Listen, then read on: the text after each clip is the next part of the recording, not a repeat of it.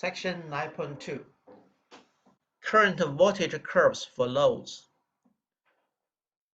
Well, the IV curve for a photovoltaic cell, module, or array defines the combination of voltage and current that are permissible under the existing ambient conditions.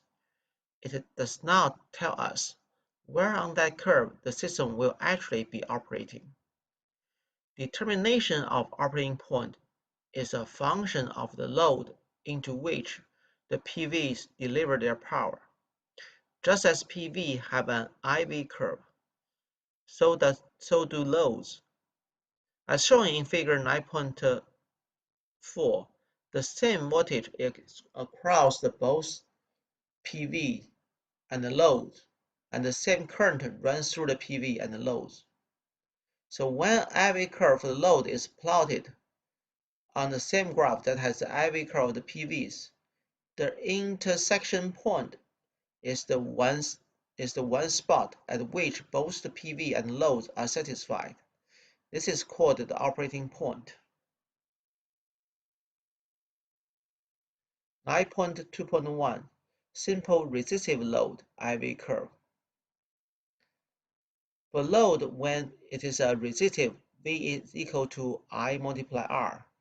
When plotted on the current versus voltage axis, it is a straight line with a slope 1 minus R.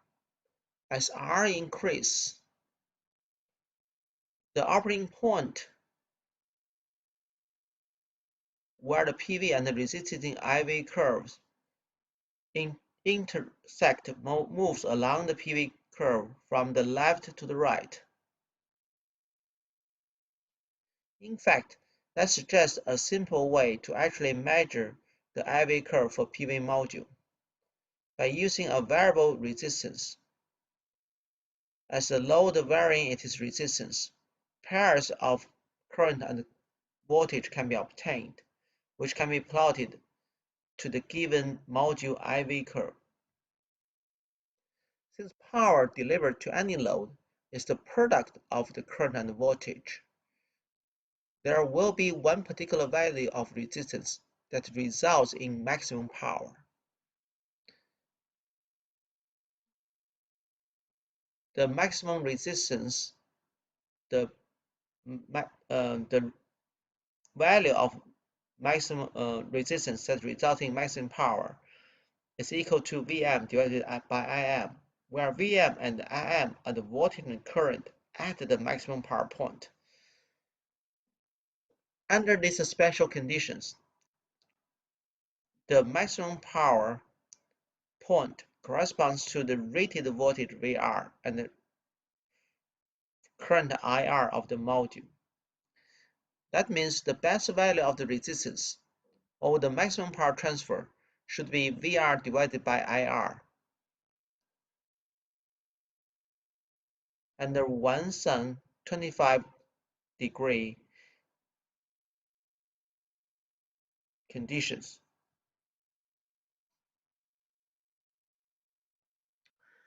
However, with a fixed resistance, the operating point slips off the maximum power point as the condition changes and the mode becomes less and less efficient. Later, a device is called a maximum power point tracker will be introduced. The purpose of maximum power point tracker is to keep the PV operating at their highest efficiency point at all the time. As we can see from figure 9.6, when the sunshine intensity changes,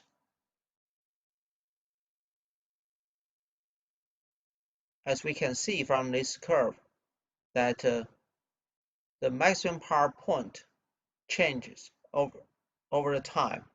If it is a fixed resistance load, as we can see, as the sunshine changes, as the radiation decreases. For this type of load, the efficiency decreases as well.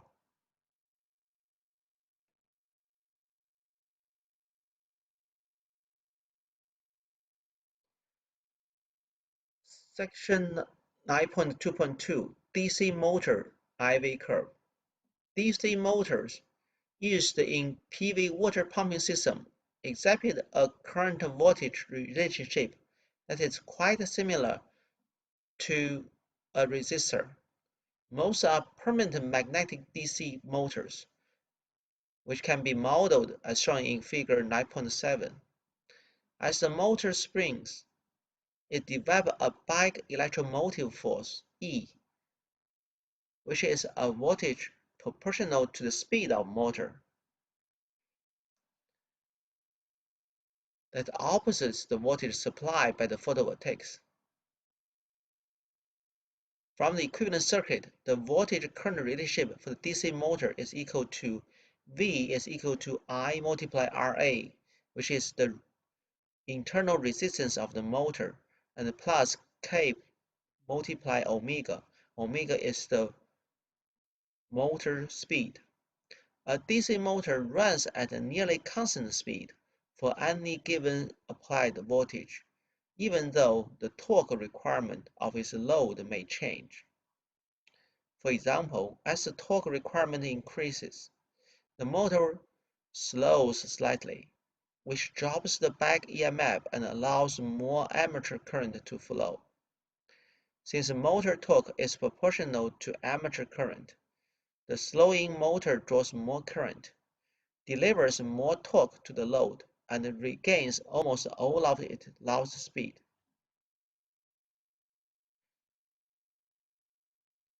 The electrical characteristic curve of a DC motor is shown in figure 9.8.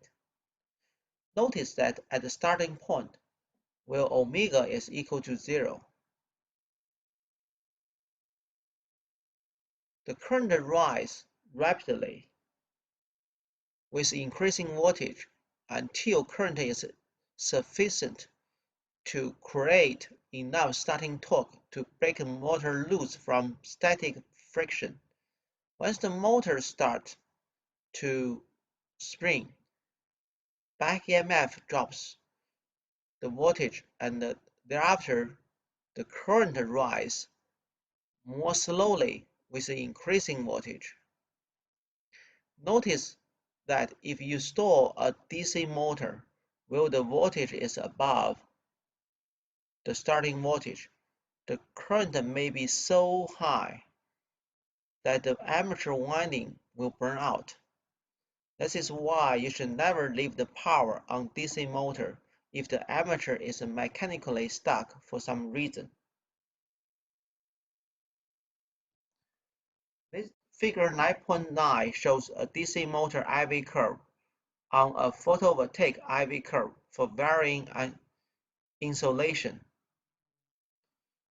In this example, the motor won't start spinning until insolation reaches 400 volt per square meter, but after that it only needs 200 volt square meter to keep running.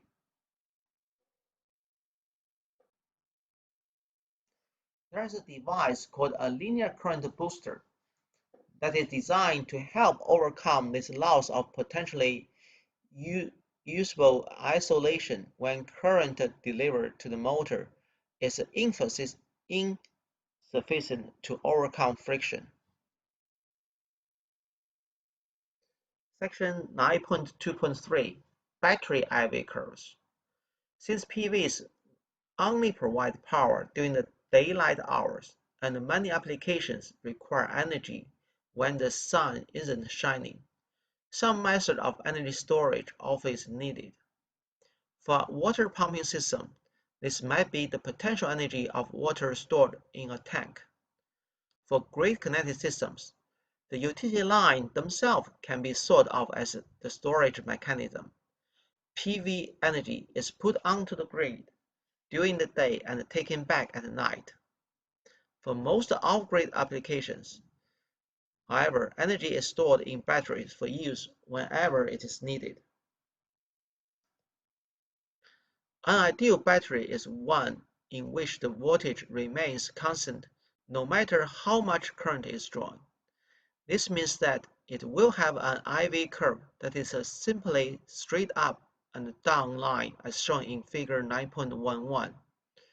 A real battery, on the other hand, has some internal resistance and is often modeled with an equivalent circuit consisting of an ideal battery of voltage VB in series with some internal resistance Ri, as shown in figure 9.12.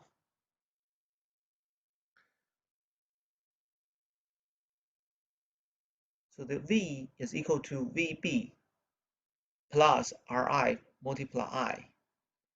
So a real battery can be modeled as an ideal battery in series with its internal resistance. With current flowing in opposite direction during the charging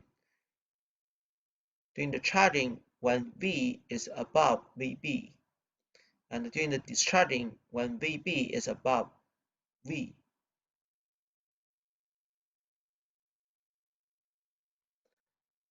The simple equivalent circuit representing of figure 9.12 is complicated by a number of factors, including the fact that the open circuit voltage VB depends not only on the state of charge, but also on battery temperature and how long it has been resting without any current flowing.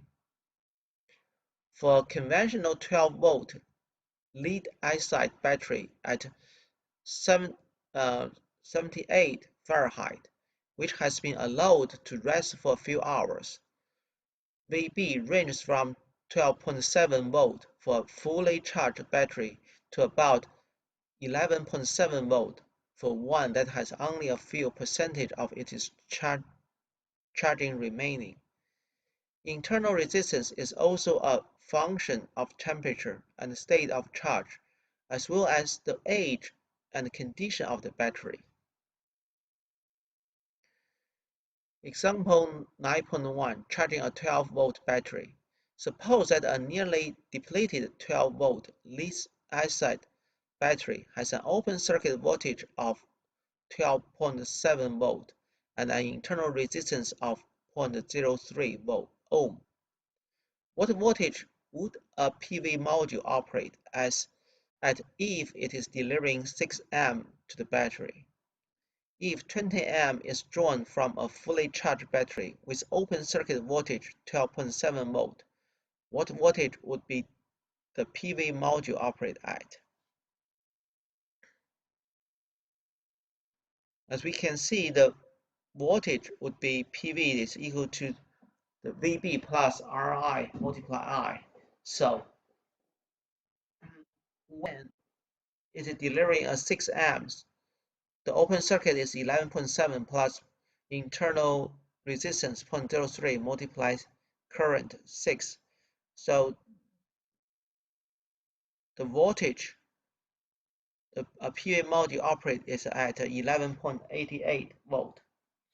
While drawing 20 amp after VB has reached 12.7 volt, the output voltage would be V load is equal to VB minus I multiply Ri. Therefore, the load voltage,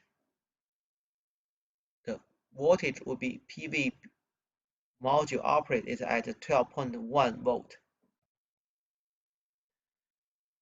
Since the IV curve for a battery moves toward the right as the battery gains charge during the day, there is a chance that the PV operating point will begin to slide off the edge of the knee, especially late in the day, while the knee itself is moving toward the left.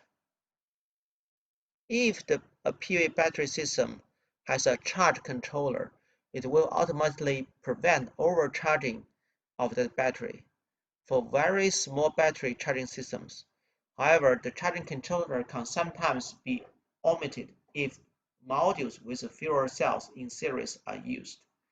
Such self-regulating modules sometimes have 33 or even 30 cells instead of the usual 36 to purposely cause the current to drop off as the battery approaches full charge.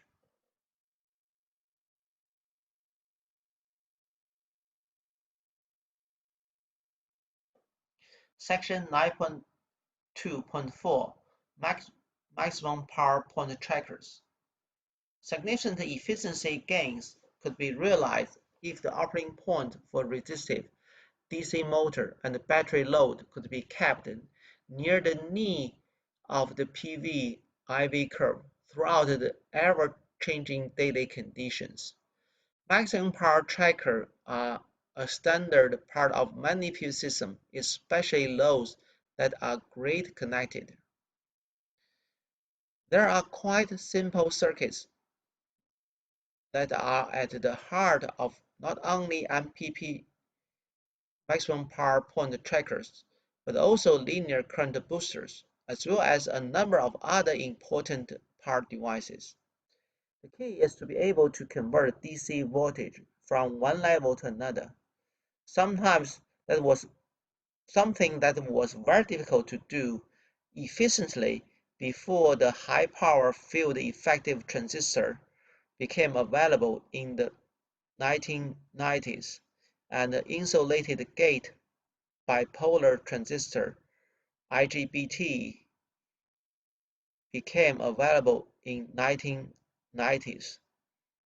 At the heart of modern switch module DC to DC converters is one of these transistors used as a simple on-off switch that either allows current to pass or block it.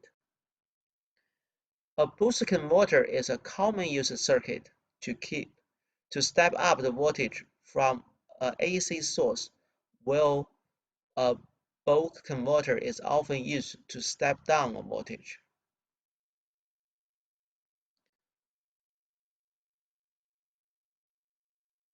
The source in this case is shown as being a PV module and the load is shown as a DC motor, but the basic concept is used for a wide variety of electric power applications.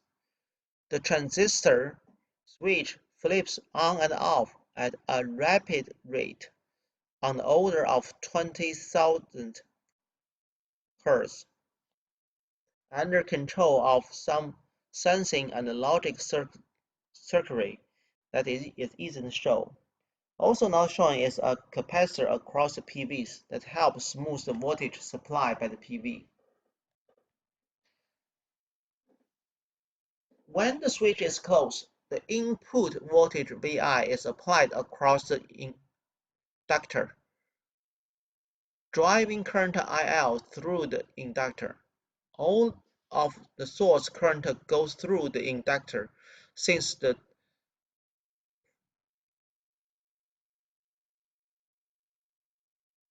diode blocks any flow to the rest of the circuit. During this portion of the cycle, energy is being added to the magnetic field in the inductor as current builds up. If the switch stayed closed, the inductor would eventually act like a short circuit, and the PV would deliver short circuit current at 0 volts. When the switch is opened, current in the inductor continues to flow as the magnetic field begins to collapse. Inductor current now flows through the capacitor, the load, and the dioxide.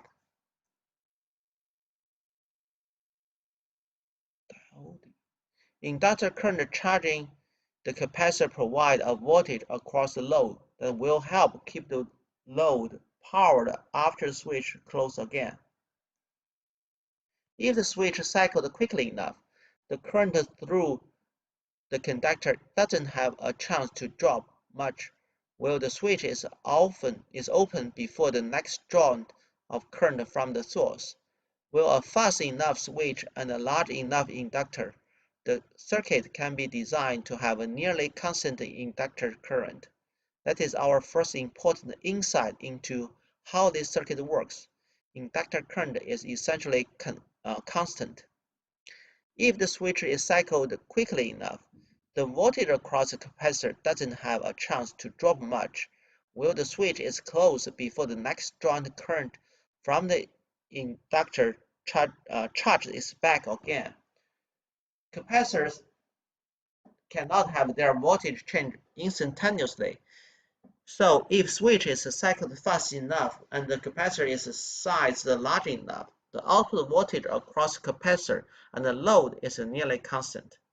We now have our second insight onto this circuit. Output voltage V0 is essentially constant. Finally, we need to introduce the duty cycle of the switch itself. This is what controls the relationship between the input and output voltage of the converter. The duty cycle D is the fraction of the time that the switch is closed, as illustrated in figure 9.15. This variation in the fraction of time the switch is in one state or another is referred as the pole-wide modulation. It's PWM. For this simple description, all of components in the converter will be considered to be ideal. As such, the inductor, diode, and the capacitor do not consume any net energy over a complete cycle of the switch. Therefore, the average power into the converter is equal to the average power delivered by the converter. It has a 100% efficiency. Real MPPT, real maximum power point trackers have efficiencies in the mid-90s range, so this isn't a bad assumption. As we can see from this figure 9.15, the duty cycle D is a fraction of the time the switch is closed. Well, the switch is closed from the time T0 to T is equal to dt. The voltage across the inductor is a constant Vi. The average power put into the magnetic field of the inductor during the one complete cycle is equal to the P is from the inductor is equal to 1 divided by dt from 0 to dt integral Vi multiply IL multiply dt. Since Vi is a constant, there is equal to Vi divided by t, the integral 0 from dt IL dt. Under the assumption that the inductor current is constant, the average power into the inductor is that V is equal to Vi multiply IL multiply D.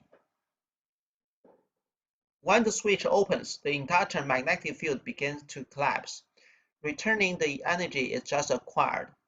The diode conducts, which means that the voltage across the inductor VL is the same as the voltage across the load V0. The average power delivered to the inductor is therefore equal to the P out, that is equal to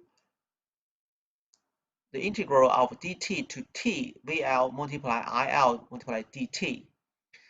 Since both VL and IL are essentially constant, so the average power from the inductor PL out is equal to V0 IL multiply 1 divided by D, or 1 minus D.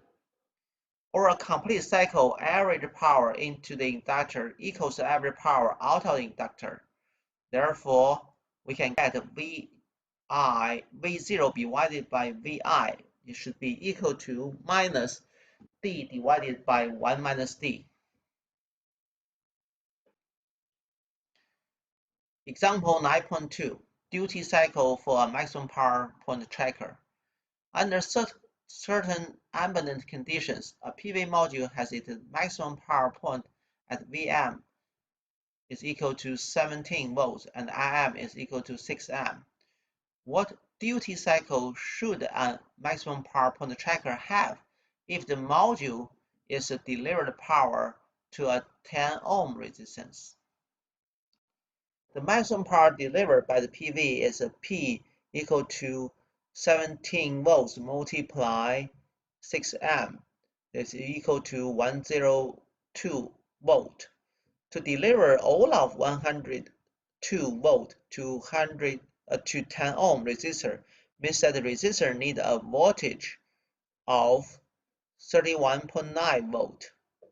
The maximum power point tracker must bump the 17 volt PV voltage to the desired 31.9 volt resistor voltage. Using the equation 9.9, ignoring the sign change, we can obtain that 31.9 divided by 17 is equal to D divided by 1 minus D. That should be equal to 1.88. By solving this equation, we can obtain D is 0.65. As a typical solar daily progress, ambient temperature and available insolation are constantly changing. That means that the IV curve for a PV array is constantly shifting, and the operating point for any given load is constantly moving around as well. Manufacturers provide IV curve for various temperature and solar intensity, but there are times when hour-by-hour curves are helpful.